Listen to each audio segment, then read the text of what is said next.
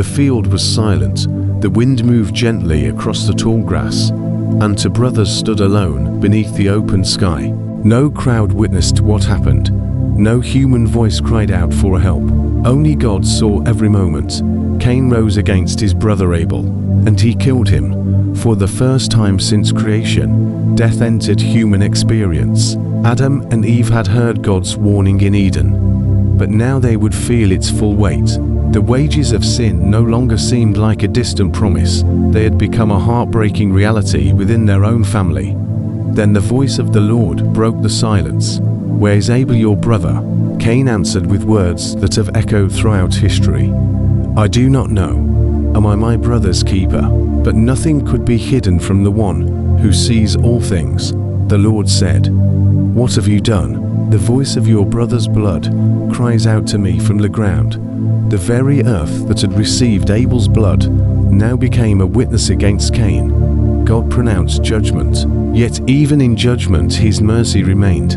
Cain would no longer receive the fruit of the ground as before. He would become a restless wanderer upon the earth. Fear filled Cain's heart. "My punishment is greater than I can bear," he cried. "Whoever finds me will kill me." The Lord responded with unexpected mercy.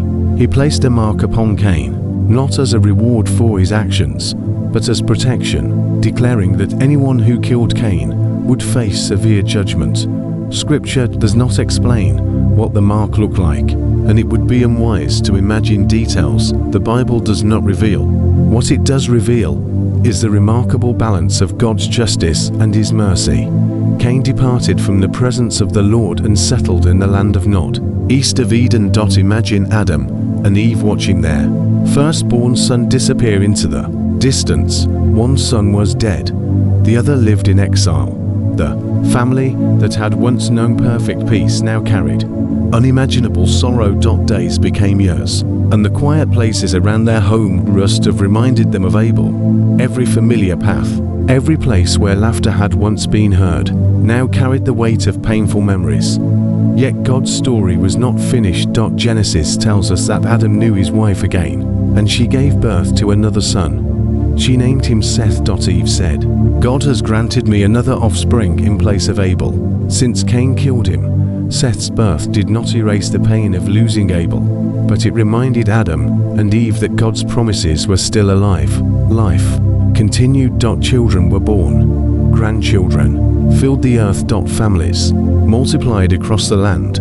The world that had once been empty slowly filled with cities, fields, flocks, and growing generations. Cain's descendants became builders, craftsmen, musicians, and workers in bronze and iron. Human civilization continued to develop, yet alongside every achievement, sin also continued to spread. Violence increased. Pride grew stronger. Human hearts drifted farther from their Creator. But through Seth's family, another story quietly unfolded. Genesis says, "At that time, people began to call upon the name of the Lord." In a world becoming increasingly dark, there were still those who sought God. Adam and Eve lived long enough to witness many generations. They watched children become parents, and parents become grandparents. They saw the earth change in ways they could never have imagined. When they first stepped outside Eden, every new birth reminded them of God's blessing. Every funeral reminded them of the curse. Every harvest reminded Adam of the labor God had spoken about. Every painful memory reminded Eve of the serpent's deception. Still, through every season, one promise remained alive in their hearts. Back in the Garden of Eden, after the fall, God had spoken to the serpent, "I will put enmity between you and the woman, and between your offspring and her offspring. He shall bruise your head, and you shall bruise his heel." Adam and Eve did not know how or when that promise would be fulfilled. Perhaps, at times, they wondered whether Abel had been the promised deliverer. Perhaps they looked at Seth with renewed hope. Scripture does not tell us their thoughts, so we leave those questions where the Bible leaves them. What we do know is this: they continued living by faith. The promise had been spoken. God would not forget His word. And as the years quietly passed, Adam and Eve grew older, carrying both the memory of paradise and the hope that one day, somehow, God would accomplish everything He had promised. The final chapter of their remarkable journey was drawing near, and with it would come a legacy that reached far beyond their own lifetime. A legacy that would ultimately point the whole world toward the coming Redeemer.